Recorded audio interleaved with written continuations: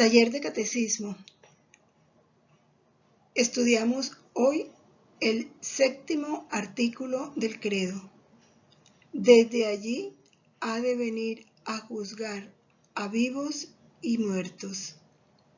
Entramos en la sesión número 37, que comprende los artículos del Catecismo de la Iglesia Católica en los numerales del 668 al 682.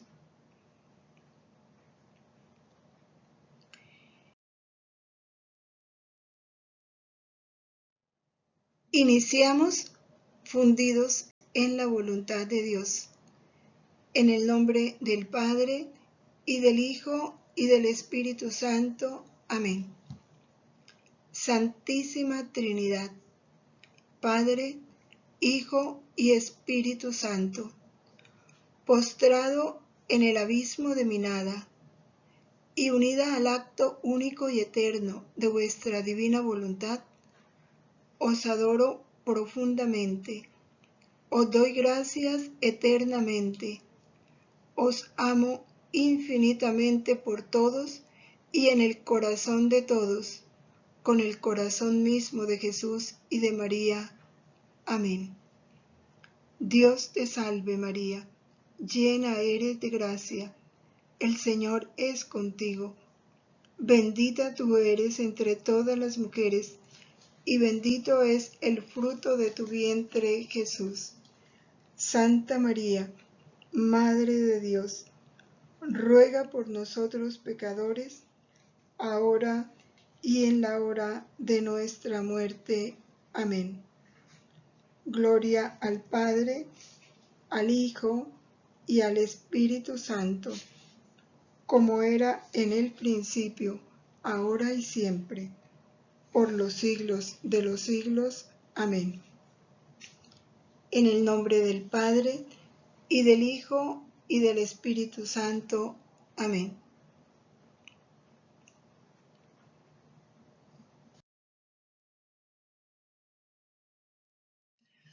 Continuamos entonces en la profundización del credo.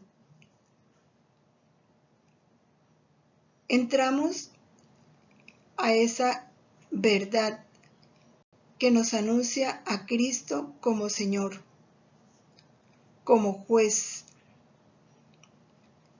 Y así nos dice el numeral 668.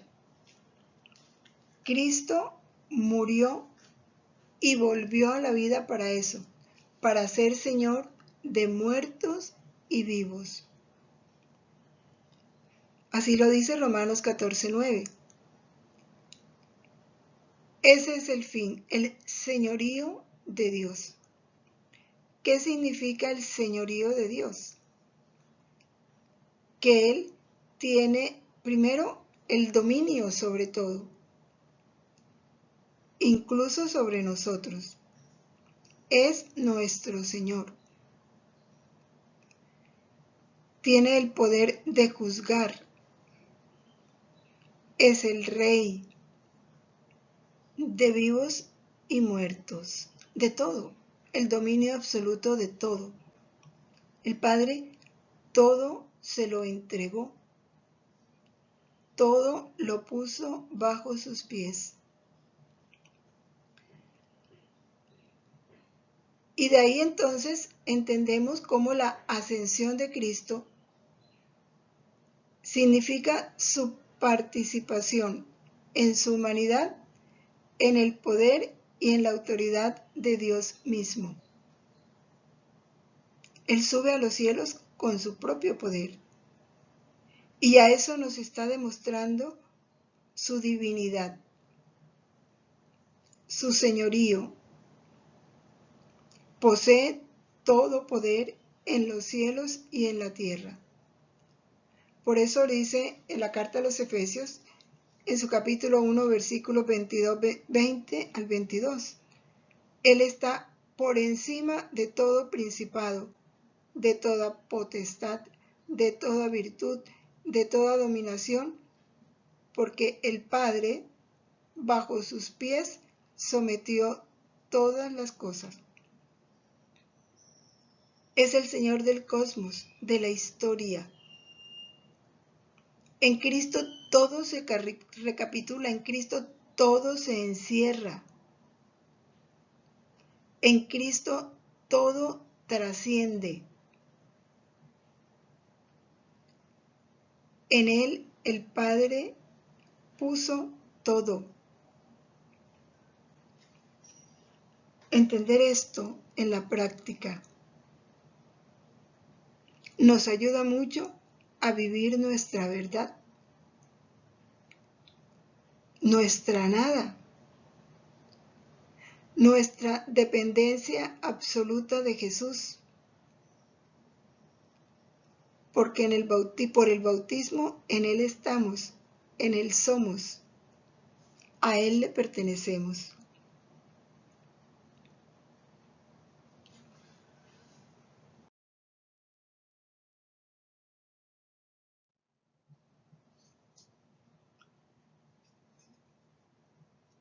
Dentro de ese señorío de Jesús, tenemos su condición de ser la iglesia. La iglesia es Cristo. Cristo es la cabeza de esa iglesia, pero también todo su cuerpo le pertenece y somos miembros de su cuerpo porque somos miembros de su iglesia. Él reina sobre ese cuerpo que es la iglesia. De esto pues nos habla ampliamente San Pablo en la carta a los Efesios, de nuestra condición de miembros de Cristo. Sabemos que pertenecemos al cuerpo de Cristo los bautizados. Los no bautizados no pertenecen al cuerpo de Cristo, no pertenecen a la iglesia. Es el bautismo el que nos incorpora en Cristo. Es admirable ver el cumplimiento de la promesa de Cristo, que dijo: yo permaneceré con ustedes hasta el final de los tiempos. Y una de las formas a través de las cuales Cristo cumple esa promesa es en ese establecimiento de su iglesia, porque Él permanece en la tierra a través de su iglesia.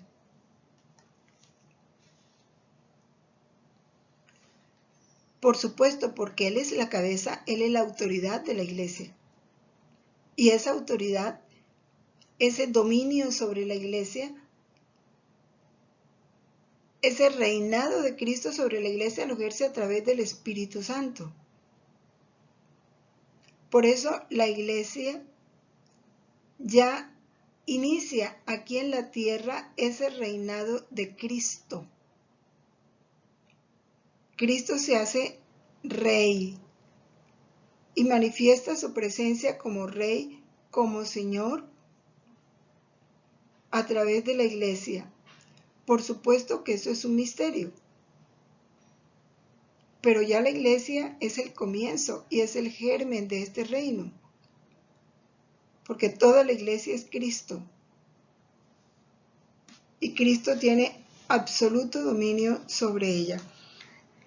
Dentro de este artículo del Catecismo numeral 669 hay un numeral explicativo, el 1088, que es importante que lo leamos, porque nos ayuda mucho a entender tantas cosas. Dice así el numeral 1088,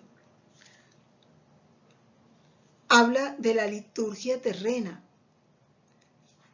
Sabemos que esta liturgia terrena que celebramos en la Eucaristía, todo acto litúrgico es una expresión de la liturgia del cielo, pero vamos a entenderlo leyendo este numeral.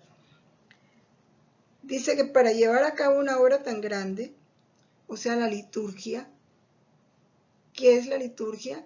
Sino el homenaje público, el culto público de adoración, de alabanza, de gloria, de acción de gracias, de reparación, que ese Cristo, cuerpo y cabeza, rinde al Padre.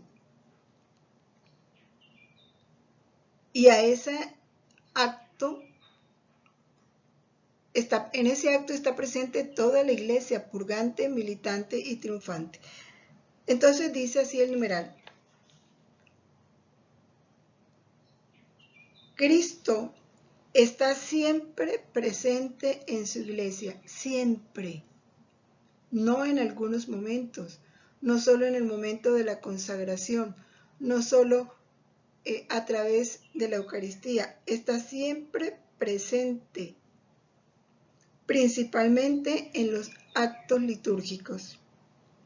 Está presente en el sacrificio de la misa, no solo en la persona del ministro, ofreciéndose ahora por el ministerio de sus sacerdotes, el mismo que entonces se ofreció en la cruz, sino también, sobre todo, bajo las especies eucarísticas.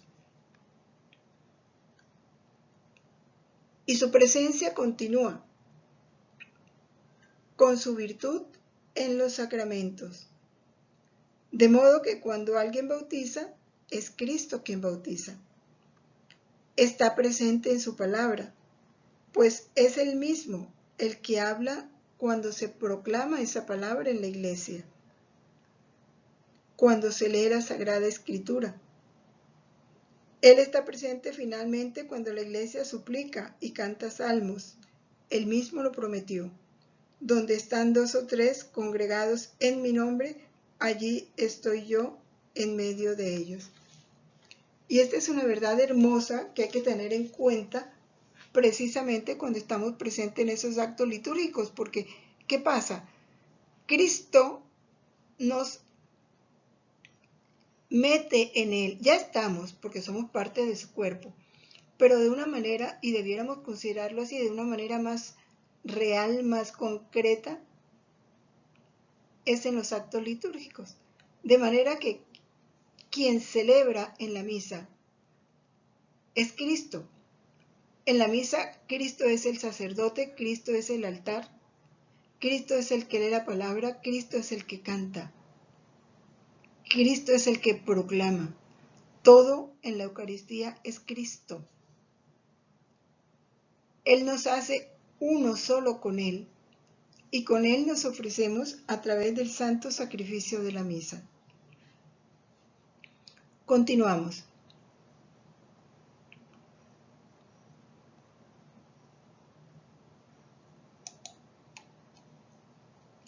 Vamos al numeral 670.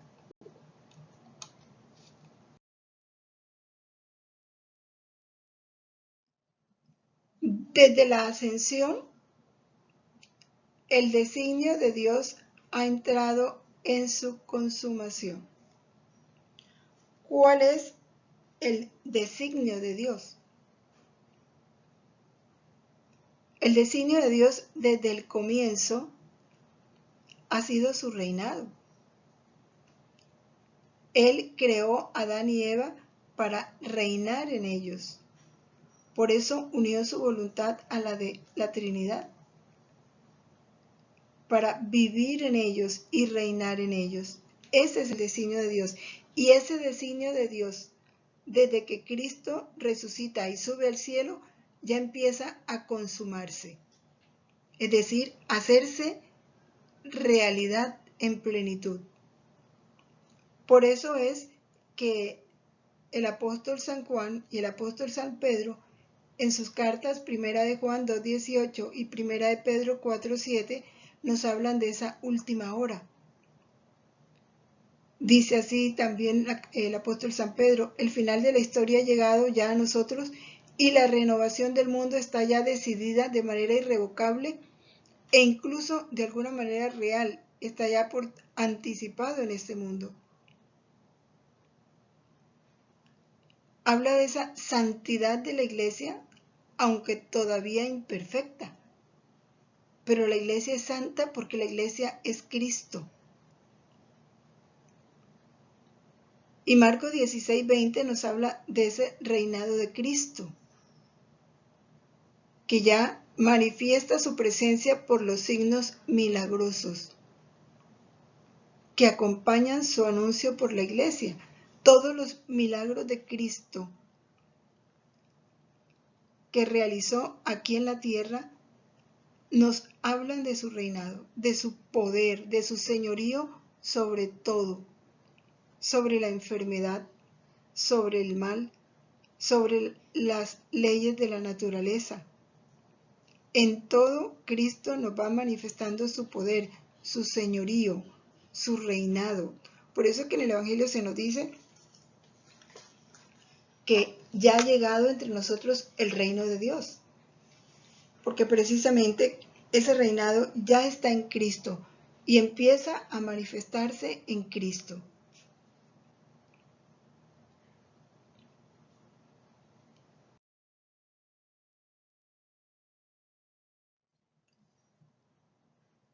Vamos a leer aparte del volumen 2 de febrero 28 de 1899. Dice Jesús: mira, todo lo que haces pasa al cielo. Por eso ve la pureza con la cual debes obrar, pensando que todos tus pasos, todas tus palabras, todas tus obras vienen a mi presencia. Y si son puros, es decir, fueron hechos por mí, yo siento por ello un gozo grandísimo, y lo siento en derredor mío como tantos mensajeros que me recuerdan continuamente de ti. Pero si son hechos por fines bajos y terrenos, siento fastidio. Y mientras así decía, parecía que le tomaba las manos levantándolas hacia el cielo y le decía, los ojos siempre en alto, eres del cielo, obra para el cielo. Es importante. Aquí se nos muestra ese señorío de Dios. Él es la cabeza, somos su cuerpo. Y cualquier cosa que el cuerpo realice llega a la cabeza, trasciende a la cabeza, porque somos parte de Él. No nos podemos desvincular de Jesús, le pertenecemos. Por eso todo lo que hacemos le pertenece a Él. Por eso nuestras obras llegan a su presencia. Y todas nuestras obras inciden o positiva o negativamente en su cuerpo místico. Como cualquier cosa que realice un miembro de nuestro cuerpo nos va a afectar, va a trascender en nosotros, porque es nuestro cuerpo. El pie no puede decir que hace una cosa y que mi cuerpo no la sienta, porque es mi pie. Eso pasa en el cuerpo místico, es que es una realidad, es mística, pero es una realidad. Y esa es la recomendación que Jesús nos hace, la pureza en todo nuestro obrar. Por eso nos invita a mantener nuestra mirada, más que la mirada física, la mirada espiritual, puesta en el cielo. Él es el cielo. Cristo es el cielo. Porque Él es Dios y Dios es el cielo.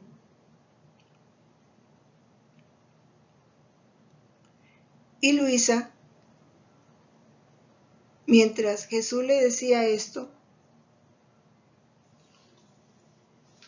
ella empieza a pensar que realmente actuando como Jesús dice, sucedería como cuando una persona debe desalojar una casa para mudarse a otra. Y está haciendo una casa, es esta casa terrena donde estamos. Y la otra casa donde tenemos que mudarnos es a la casa del cielo. Entonces dice Luisa, cuando uno se va a mudar, primero manda las cosas y todo lo que se tiene a esa casa donde nos vamos a mudar. Y cuando ya todas las cosas las hayamos depositado en esa casa donde vamos a vivir definitivamente, nos vamos nosotros. Dice, eso es lo que pasa. Mientras estamos aquí en la tierra, nuestras obras las vamos mandando al cielo, para que allá vayan ocupando un lugar para nosotros. Cuando ya llegue el tiempo de irnos de esta tierra, entonces ya nosotros moriremos, pero todas nuestras obras están en el cielo. Así interpreta ella esta recomendación que Jesús nos hace. Y en realidad es así, porque ya Jesús nos lo dijo, todas nuestras obras pasan al cielo. Y por eso tenemos que pensar que sean puras, para que lleguen a la presencia de Jesús, porque si no son puros, ¿y cuándo son puras? Cuando son hechas por Él, para su gloria, por su amor. Porque si son hechas por fines bajos y terrenos, Jesús las rechaza, porque le da fastidio. No las recibe como obras para Él. En otras palabras, no llegan al cielo.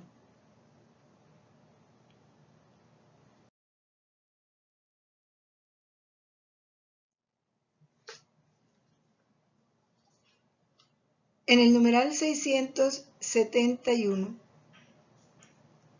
se nos habla así: Cristo está presente, el reino de Dios está presente en la iglesia, pero no es un reino que esté en plenitud, no es un reino que esté, dijéramos, acabado, perfectamente establecido, ¿no? Por eso se dice que vendrá con gran poder y gloria.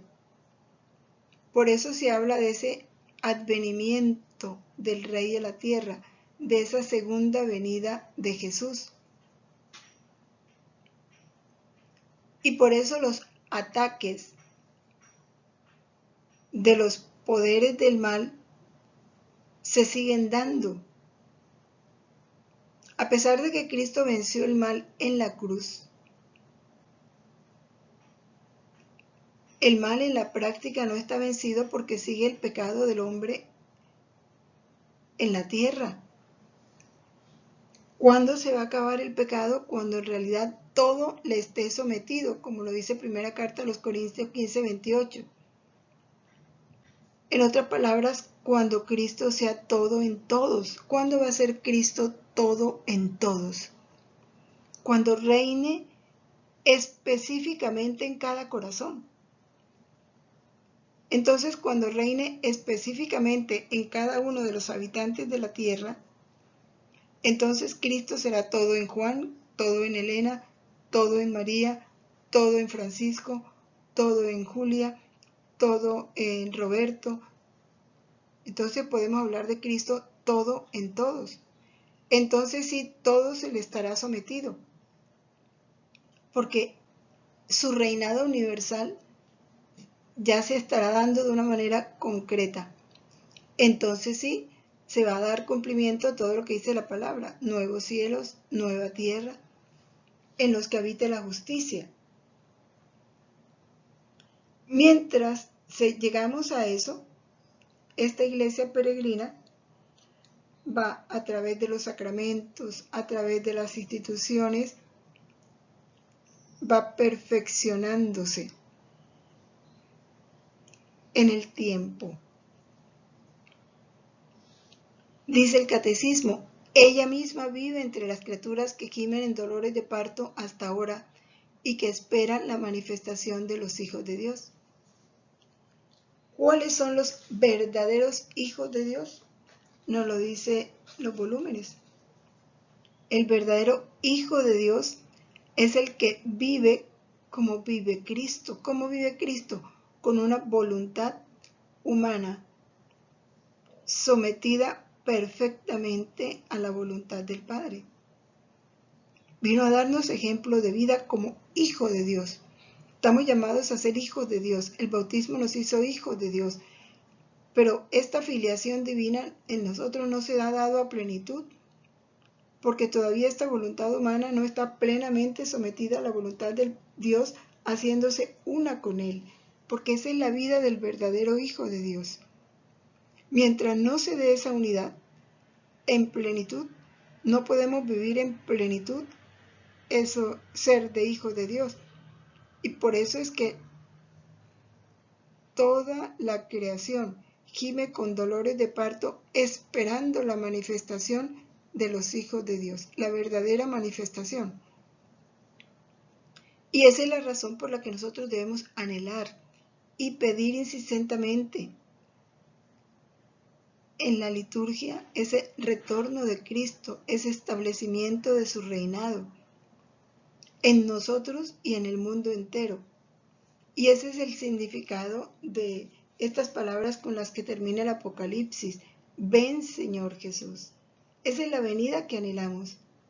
Su venida como Rey, pero un establecimiento pleno. No imperfecto, sino pleno.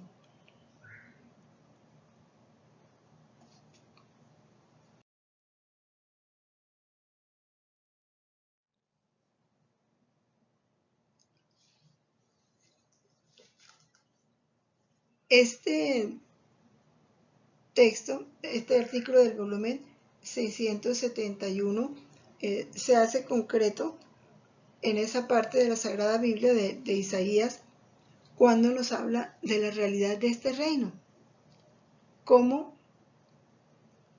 todo estará en una perfecta armonía. Vamos a leerlo un momentico, que ese texto es hermosísimo y nos habla precisamente de la realidad de ese reino. Está en Isaías capítulo 11,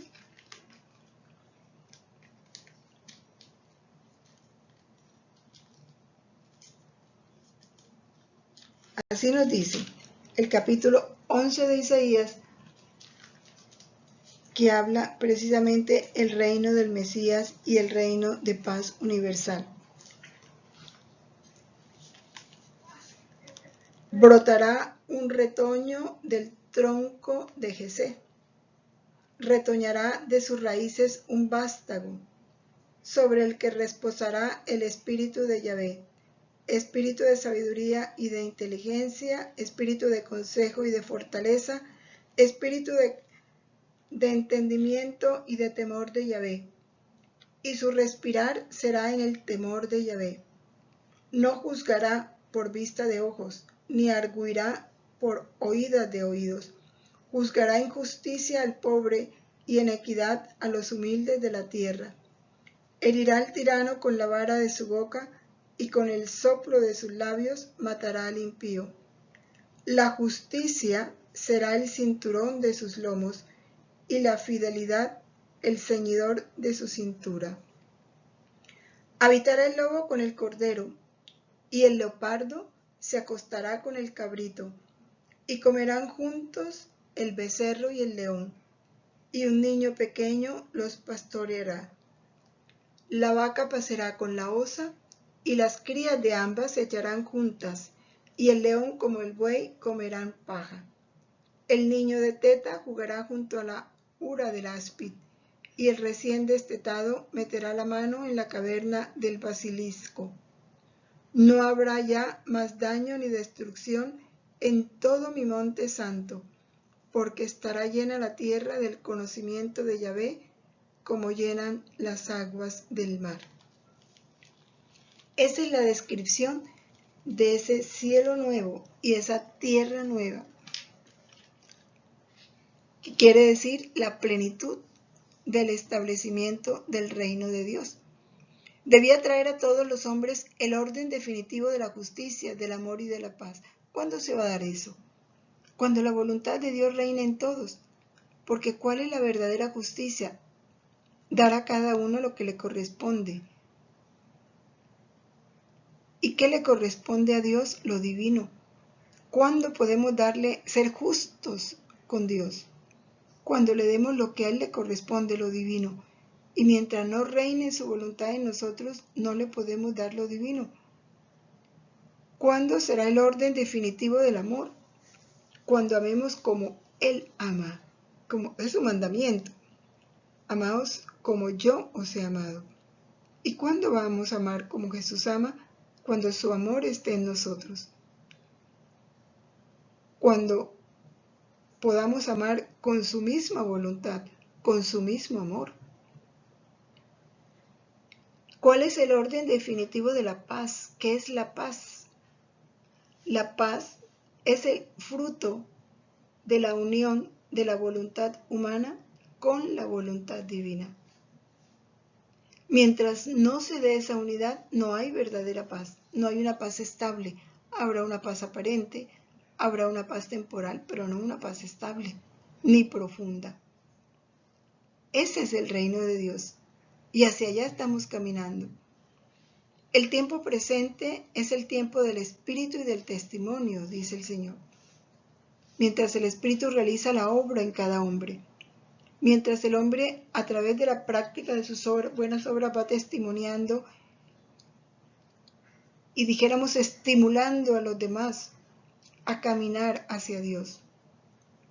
Pero al tiempo que se está caminando hacia este reino, también vivimos un tiempo de tribulación, un tiempo de prueba, un tiempo en que nos toca compartir con el mal.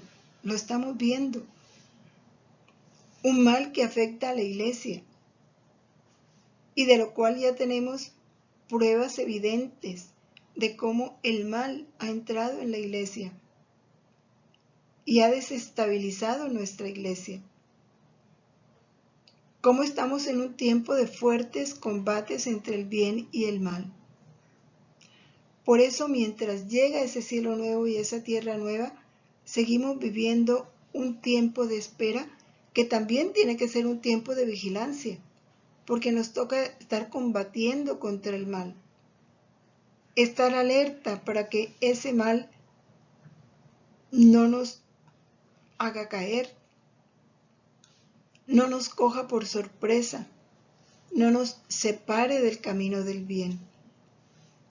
Tiempo de espera, tiempo de vigilancia, tiempo de tribulación.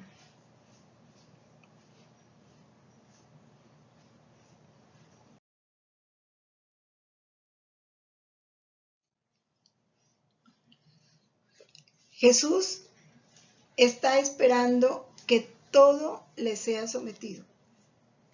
Eso que dijimos, que Él vendrá a juzgar a vivos y muertos, que todo se pondrá bajo sus pies, que Él será todo en todos. Mientras llegue ese tiempo, estamos en un tiempo de espera, de vigilancia, de lucha. De eso nos hablan varios volúmenes. Vamos a rápidamente a leer algunos aparte de eso, de esos capítulos. Por ejemplo, en el volumen 10 de noviembre 9 de 1910, se nos dice, nos habla de los hijos de la iglesia. Jesús se queja de su iglesia. ¿Por qué? Porque obra con fines puramente humanos. Vamos a escucharlo para entender un poquito este dolor de Jesús, que es un dolor actual. Dice así: hija mía, las obras más santas hechas con fines humanos son como aquellos recipientes rotos que poniéndose dentro de ellos algún líquido poco a poco escurre a tierra, y si durante la necesidad se van a tomar aquellos recipientes, se encuentran vacíos. ¿Por qué? Porque estaban rotos y el líquido todo se escurrió, se desparramó. He aquí el por qué los hijos de mi iglesia se han reducido a tal estado. Ya sabemos en qué estado está la iglesia, ¿verdad? Como hay tanta incredulidad, tanta infidelidad, tantos problemas en sacerdotes, en fieles, entre obispos. Porque en su obrar todo es con fines humanos.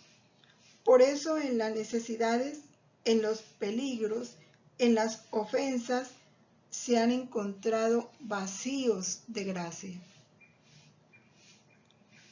Y por lo tanto, debilitados, extenuados y casi cegados por el espíritu humano, se dan a los excesos. Porque los fines humanos han quitado la fuerza de la gracia.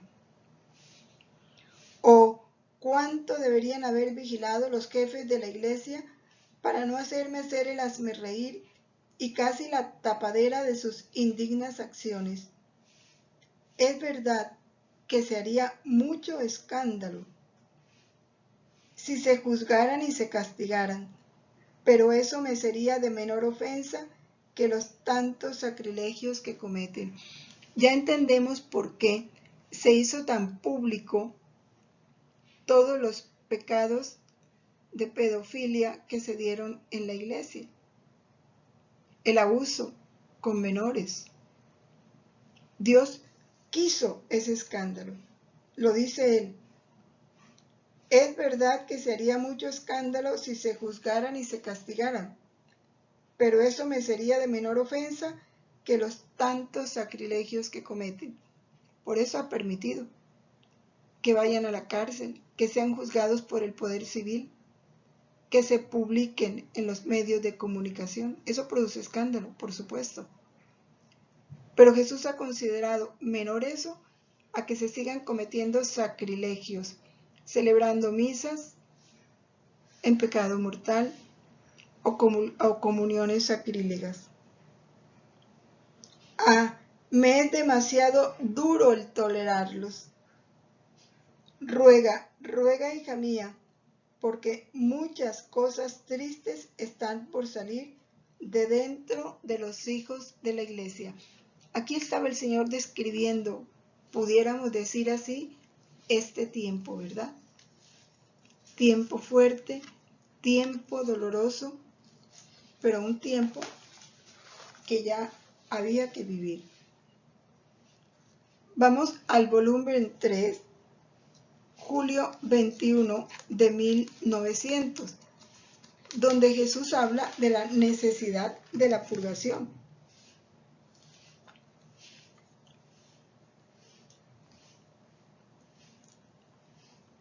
Dice Jesús: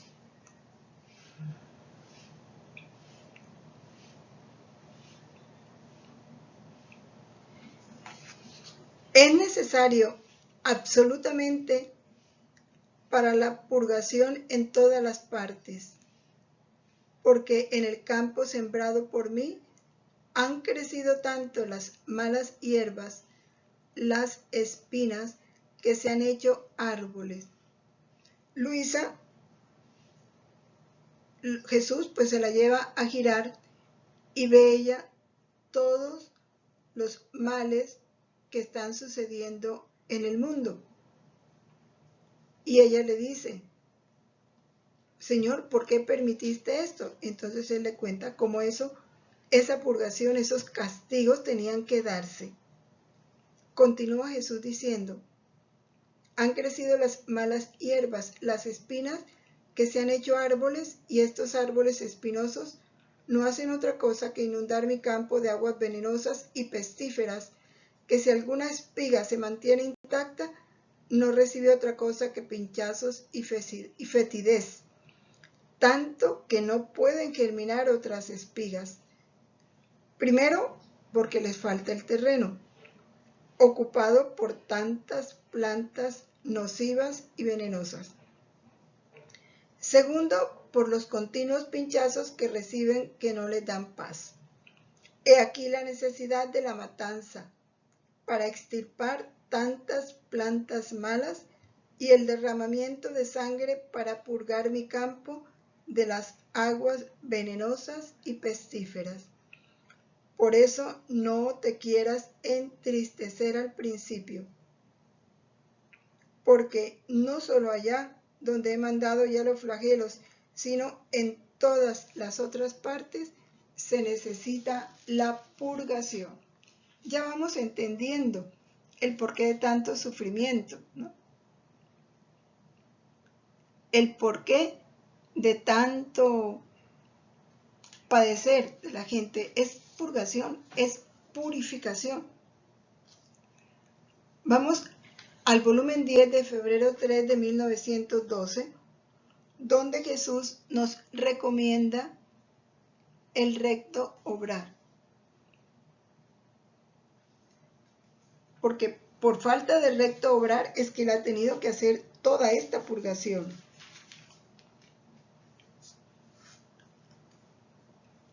Dice Jesús, en el mundo me hacen falta espejos donde ir a mirarme, espejos que me son necesarios.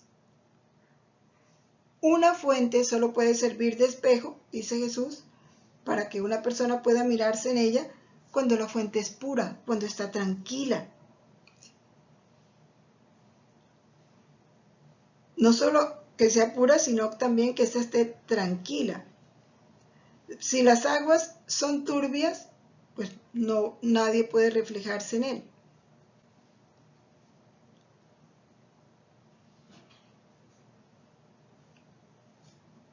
Pureza. Es inútil a aquella fuente el vanagloriarse de la preciosidad de las piedras en las cuales está fundamentada si las aguas son turbias. Ni el sol puede hacer perpendiculares sus rayos para hacer aquellas aguas plateadas y comunicarle la variedad de los colores, ni las personas pueden mirarse si sus aguas son turbias. Hija mía, las almas vírgenes son la similitud de la pureza de las fuentes. Las aguas cristalinas y puras son el recto obrar. El sol que hace perpendicular sus rayos soy yo. La variedad de los colores es el amor. Así que si no encuentro en un alma la pureza, primero, ¿no?, el recto obrar, segundo, y el amor, no puede ser mi espejo. Estos son mis espejos en los cuales hago reflejar mi gloria. ¿Cuáles? Donde está la pureza, donde está el amor y donde está el recto obrar. No solo no me puedo mirar en ellos, sino que queriéndolo hacer no me reconozco en ellos, si no existen estas tres cualidades. Y en el volumen 16 de marzo 19 nos habla cómo ese querer divino, esa voluntad divina, es el pasaporte para entrar en el alma, para multiplicar su vida en el alma. Rápidamente vamos a leer un corto párrafo, ¿verdad? Para que nos dé tiempo. Dice, hija mía, bendigo tu corazón, tus latidos, tus afectos, tus palabras, tus pensamientos y hasta tu más pequeño movimiento, a fin de que queden investidos de una virtud divina, que entrando mi querer en ellos, en virtud de mi bendición, esta virtud divina tenga el poder de difundirse en todos, darse a todos, multiplicarme por cada uno para darme el amor, la gloria, como si todos tuvieran mi vida en ellos. Por eso, entra en mi querer, penetra entre el cielo y la tierra, gira por todos. Mi querer es luz purísima, y esta luz contiene la omnividencia, el pasaporte para poder penetrar en los más íntimos escondites, en las fibras más secretas, en el abismo de las profundidades y en el espacio de las alturas más altas. El pasaporte. Jesús nos insiste, si queremos ayudarle, si queremos llevarlo a muchos, necesitamos ese pasaporte, que es el vivir en su voluntad. Y en marzo 22 de 1924 nos habla de la necesidad de esta doctrina de la divina voluntad, porque solo el conocimiento de esta doctrina y la vivencia de estas verdades podrán detener a las generaciones humanas en esa carrera vertiginosa hacia el mal. Le dice Jesús así a Luisa.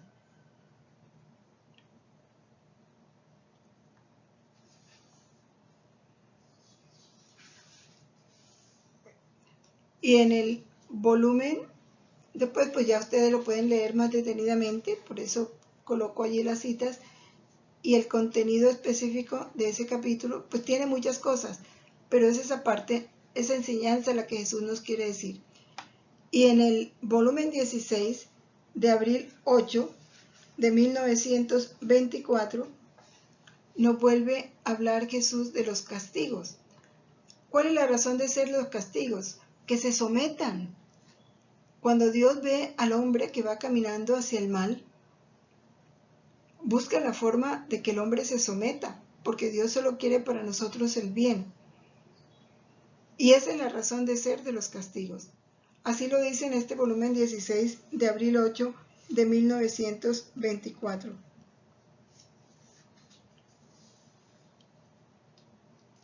Dice Jesús, Luisa pues vuelve y le dice que él sufre mucho, castigando. Y Jesús trata de hacerla dormir para que ella no le impida el castigo. Entonces Jesús le dice, hija mía, son tantas las ofensas que me hacen que me siento ahogar de penas, y si te quisiera hacer tomar parte, no habrías podido resistir y continuar viva. No sientes el peso que me dan hasta aplastarme, porque estando en ti me resulta inevitable no hacerte partícipe. Porque Luisa le dice que venga a dormir con ella, porque él quiere que ella duerma, y él dice, no puedo dormir contigo porque se están portando mal. Dice, mientras Jesús decía esto, ha cerrado los ojos, el mundo parecía que rodara, que todas las cosas creadas salían del orden de la creación, el agua, el fuego, la tierra, los montes. Todos se atropellaban entre ellos y se volvían homicidas y nocivos al hombre. ¿Quién puede decir las grandes desgracias que sucedían? Yo llena de miedo he gritado, Jesús, abre los ojos, no duermas. ¿No ven cómo todas las cosas se trastornan y se ponen en desorden? Por eso Jesús le habla de los castigos. Y en el abril 11 vuelve a hablar Jesús de castigo. Le dice,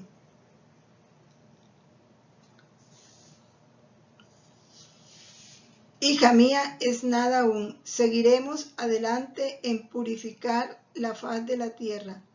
Me da mucha repugnancia verla, tanto que no puedo sostener la vista. Por supuesto que Luisa, pues ante eso quedó oprimida, triste, y le dice, mi amable Jesús, ya que has resuelto echar a mano a los castigos y yo no puedo hacer nada ni sufrir, ni evitar a la gente los males que merecen, podría librarme de este estado de víctima, o bien suspenderme por algún tiempo. Y Jesús le dice, no quiero disgustarte, quiero contentarte. Si quiere que te suspenda, lo hago. Pero has de saber que mi justicia quiere hacer su curso. O sea, es necesario seguir castigando. ¿Por qué? Porque el mundo todavía no le está sometido. Dice, yo no quiero forzar a nadie. Es muy importante esa parte donde dice él, dice, hay ciertos derechos de justicia de los cuales no se puede hacer menos. Debes saber que no quiero forzarte. Lo forzado no me ha agradado jamás. Por eso dice que él no obligó a los habitantes de Belén a que le dieran posada. Dios no le gusta nada forzado. Me agradan las cosas espontáneas, no forzadas. Me agrada que el alma haga suyo lo que yo quiero, y como si fuese cosa suya, no mía, libremente y con amor, me done lo que yo quiero. Es muy importante esto. Como Jesús le gustan las cosas espontáneas, libres, dijéramos que broten del amor, no del miedo ni de la obligación.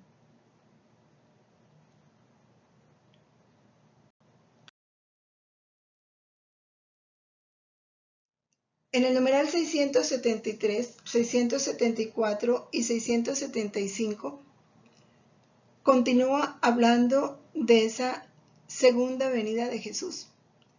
Él subió a los cielos, es verdad que se quedó aquí con nosotros en la Eucaristía, en los sacramentos, en la iglesia, pero hay una segunda venida especial y de esto nos hablan estos numerales. Habla del advenimiento de Cristo, ya el Apocalipsis nos habla eso. No sabemos ni nos toca saber en qué tiempo y en qué momento se va a dar eso. Por eso dice la palabra, toca conocer el tiempo y el momento que ha fijado el Padre con su autoridad. No nos toca conocer. Se habla de un acontecimiento escatológico. Lo escatológico es lo que está por venir, lo que está por suceder, que se puede cumplir en cualquier momento. Entonces es un acontecimiento que esperamos, que nos habla de la prueba final. Antes de que eso suceda, la iglesia debe vivir una prueba final. Esta segunda venida de Jesús va a estar precedida de esa prueba final.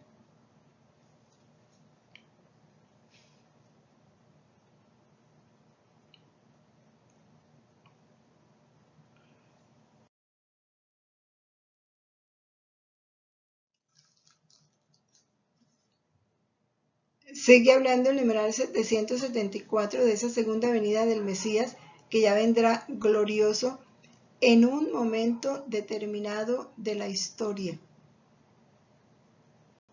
Va a venir y va a ser reconocido por todo Israel. De eso nos hablan ahora en las ceremonias de Semana Santa, como los judíos que no han creído en ese Mesías sí lo van a reconocer. Por eso dice San Pablo en la carta a los Romanos, será reconocido por todo Israel. De esa parte que ahora está endurecida, que siguen siendo judíos, que no han querido convertirse al cristianismo.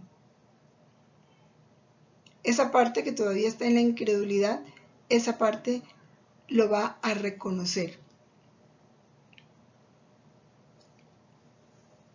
San Pedro dice a los judíos, después de Pentecostés, arrepentíos pues y convertíos para que vuestros pecados sean borrados, a fin de que del Señor venga el tiempo de la consolación y envíe al Cristo que os había sido destinado, a Jesús, a quien debe retener el cielo hasta el tiempo de la restauración universal. ¿Cuál es esa restauración universal? Pues cuando volvamos a ese orden, a ese puesto y a ese fin para el cual fuimos creados. O sea, la plenitud del reino de Dios. De esto Dios habló por boca de sus profetas. Vamos a leer Hechos 3 del 19 al 21. Pues la verdad que uno quisiera leer todas las citas, pero no me detengo en eso porque todos sabemos que no nos da el tiempo. Leamos algunas de ellas. Leamos Hechos 3 del 19 al 21, donde dice la palabra de Dios así.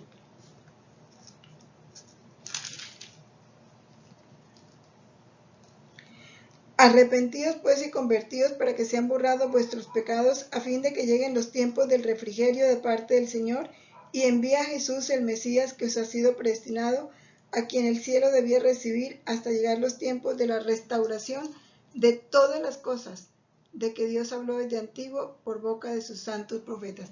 La restauración universal. De eso se nos habla en varias partes de la Sagrada Escritura. San Pablo hace eco de ese reconocimiento de los judíos del Mesías cuando dice, si su reprobación ha sido la reconciliación del mundo, ¿qué será su readmisión sino una resurrección de entre los muertos? La entrada de la plenitud de los judíos, de la que nos habla Romanos 11:12, en la salvación mesiánica, a continuación de la plenitud de los gentiles, hará al pueblo de Dios llegar a la plenitud de Cristo, en la cual Dios será todo en nosotros. Hermoso.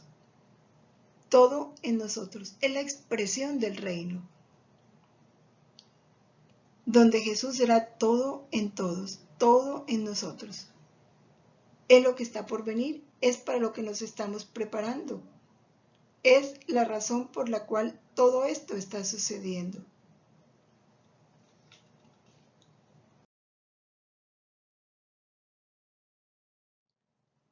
En el numeral 675 se nos habla de la prueba final de la iglesia.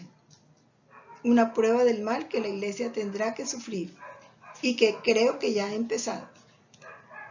Así nos habla el catecismo. Voy a leerlo textualmente porque me parece una cita muy importante. Antes del advenimiento de Cristo, la iglesia deberá pasar por una prueba final que sacudirá la fe de numerosos creyentes. Por eso, si no hay una fe sólida, va a tambalear. La persecución que acompaña su peregrinación sobre la tierra develará el misterio de la iniquidad.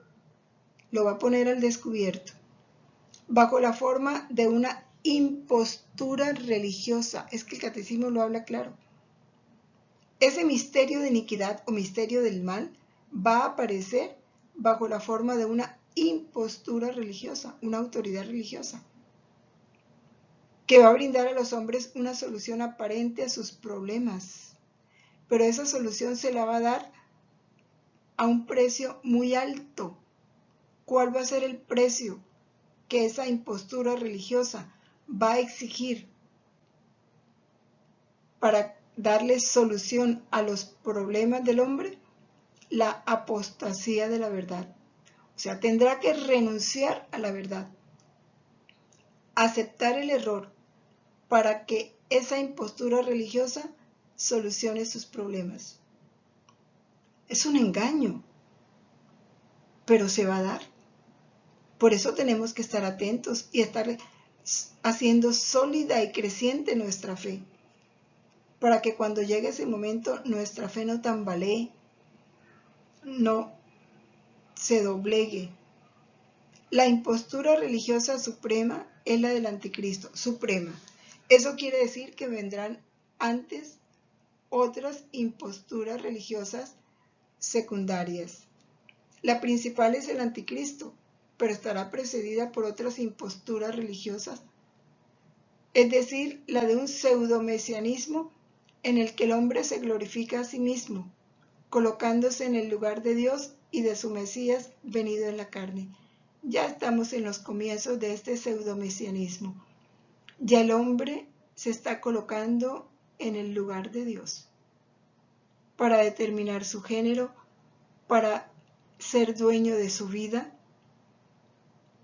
para tener autoridad sobre sí mismo, sobre su cuerpo y sobre todo lo que él es. Ya estamos en esta.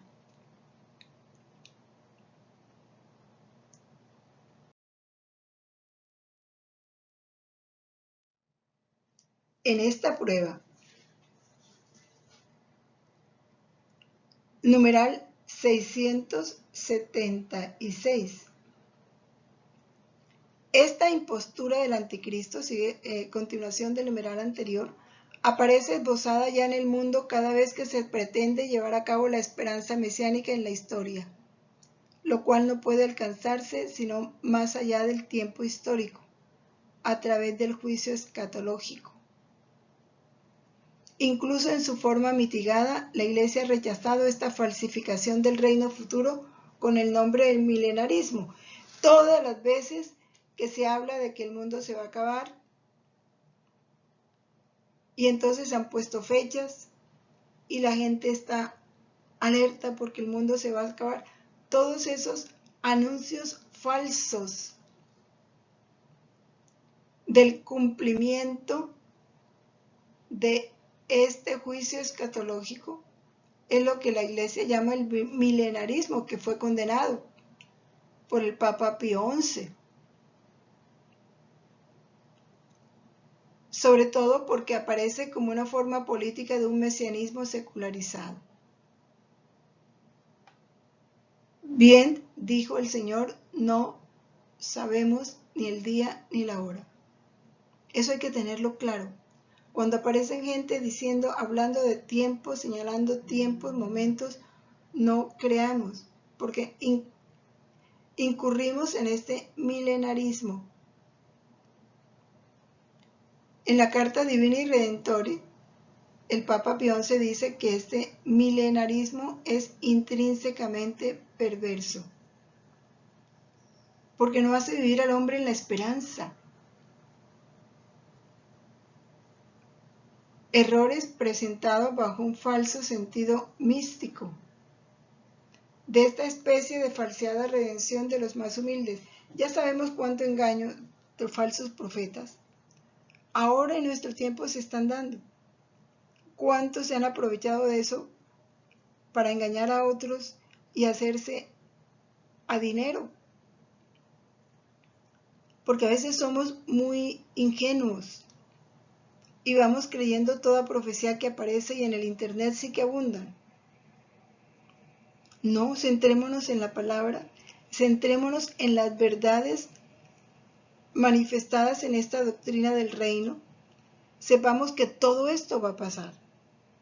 No nos asuste, sí, va a venir el anticristo, sí, el anticristo va a ser preparado y precedido de otras imposturas religiosas, sí, o sea, otras autoridades religiosas falsas, contrarias a Jesús, sí, todo eso va a suceder.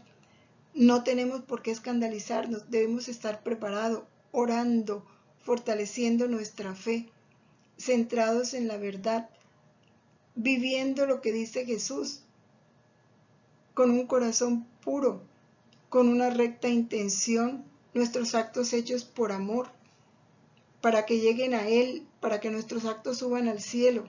Eso es lo que nos va a preparar para poder vivir este tiempo aquí en la tierra si es que nos toca, porque puede que no nos toque.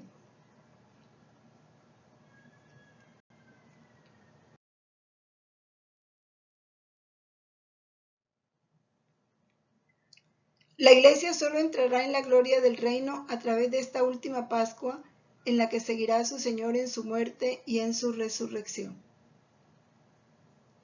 Esta última Pascua, de la que estamos hablando, la segunda venida. El reino no se realizará, por tanto, mediante un triunfo histórico de la Iglesia, importante, en forma de un proceso creciente. Es una victoria de Dios sobre el último desencadenamiento del mal. Y este último desencadenamiento del mal se va a dar, que hará descender desde el cielo a su esposa. El triunfo de Dios sobre la rebelión del mal tomará la forma de juicio final, después de la última sacudida cósmica de este mundo que pasa. Sacudida cósmica. Sucederán muchas cosas antes, pero estemos preparados, es lo más importante.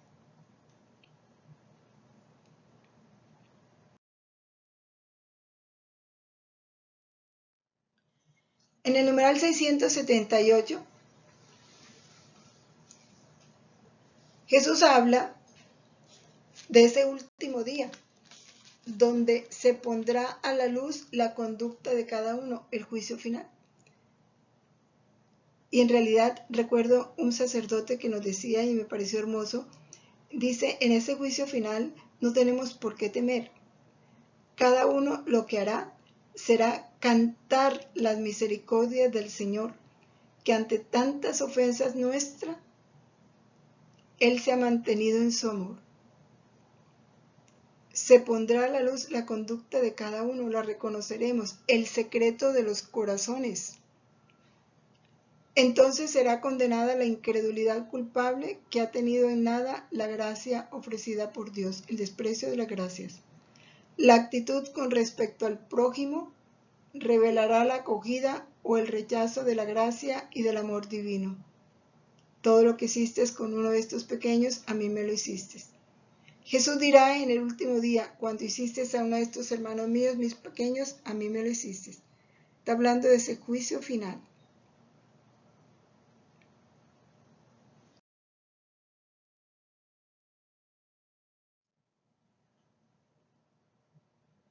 Entonces, Ahí es donde se cumple esa venida de Jesús a juzgar a vivos y muertos. Recordemos que la palabra nos dice que los que han muerto resucitarán para ser juzgados por Él, que es el Señor de la vida eterna. Él tiene el pleno derecho de juzgar las obras y los corazones de los hombres. Ese solo derecho le pertenece a Cristo. Él adquirió este derecho por su cruz, por su pasión. Por eso el Padre le entregó todo juicio al Hijo. Y el Hijo dice, yo no he venido a juzgar sino a salvar, para dar la vida. Por eso es que el rechazo de la gracia va a ser el punto de partida para nuestro juicio, porque es que Jesús se nos ha dado totalmente, y recordemos la última espía de amor, hasta el último instante va a estar luchando por la salvación de cada uno. De manera que el que se condena es porque hasta el último instante estuvo rechazando la gracia. Y él se juzgará a sí mismo. Cuando se ponga frente a la verdad que es Cristo, se verá tal cual es. Y ese juicio sobre sí mismo sabrá qué retribución le corresponde según sus obras. Y es él el que va a reconocer que puede condenarse o salvarse, según que haya aceptado o rechazado ese espíritu de amor. Ya lo hemos visto en esos testimonios de quienes han muerto y han sido juzgados. Dios les ha permitido vivir su juicio particular y luego lo regresa. Es para Dios confirmarnos todas estas verdades que tenemos que tener muy presente, que no podemos olvidar, porque hoy la gente ha olvidado la eternidad, ha olvidado el infierno, ha olvidado el cielo, ha olvidado que nacimos para una gloria eterna, no para una condenación eterna.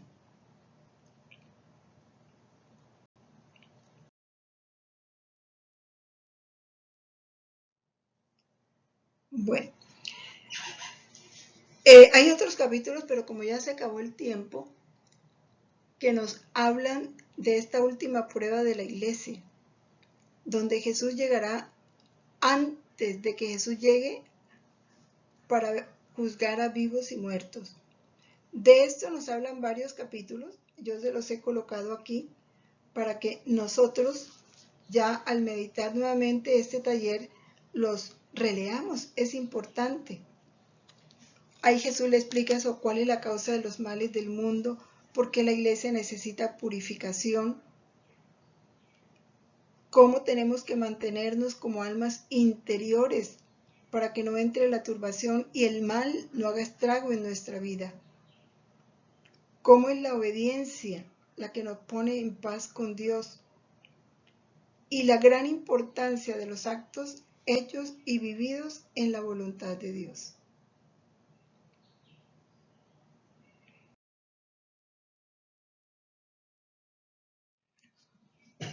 Con esta convicción y esta certeza del amor de Dios, vamos a terminar este taller, comprometidos a permanecer en la voluntad de Dios siempre. Gloria al Padre, al Hijo y al Espíritu Santo, como era en el principio, ahora y siempre, por los siglos de los siglos. Amén. Fiat.